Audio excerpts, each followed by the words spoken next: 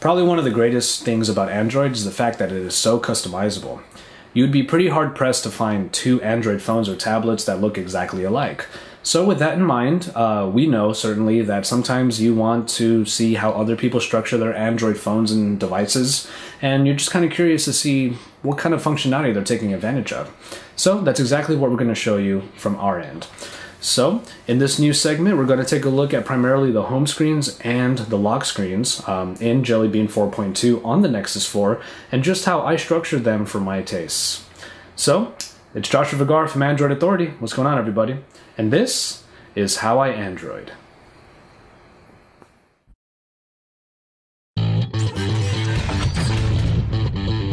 Alright, so let's go ahead and jump right in. So, obviously, this is the Google Nexus 4. There you go. This is the phone sporting the latest version of Android, Jelly Bean 4.2, which added a lot of functionality to the two parts of the experience that we're going to take a look at today, which is the lock screen and the launcher.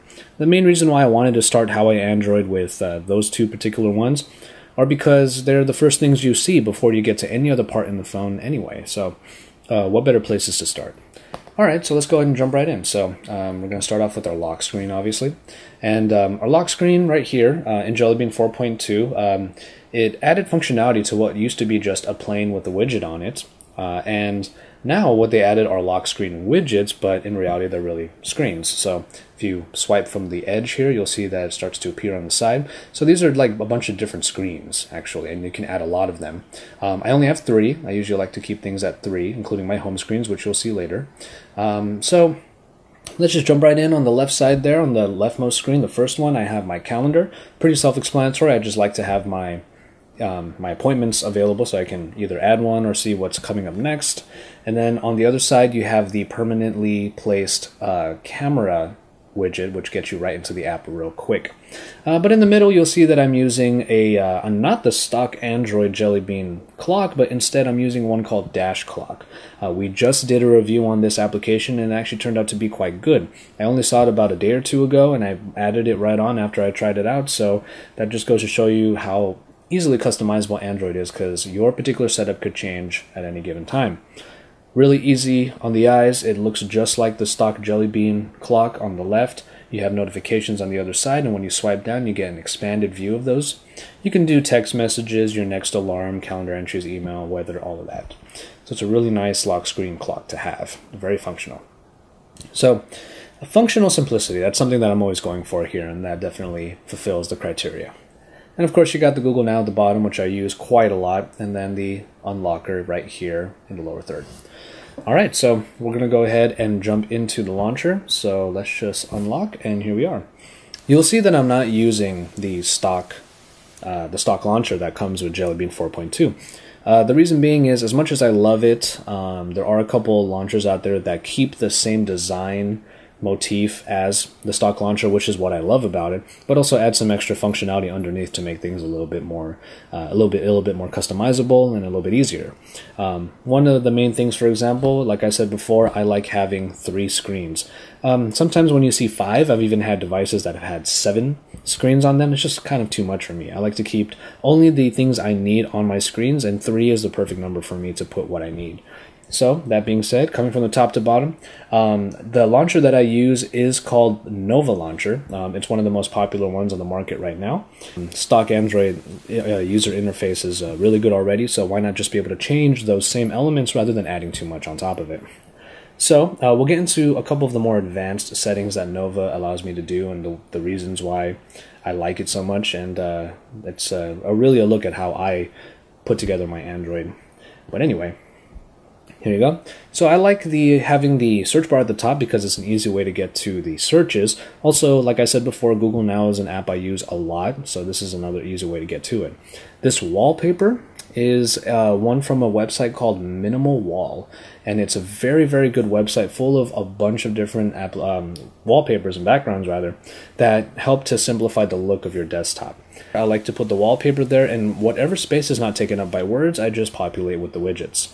Calendar on the first leftmost screen. On the rightmost screen, I have a reader widget. It's the widget for GReader, which is a great RSS feed reader.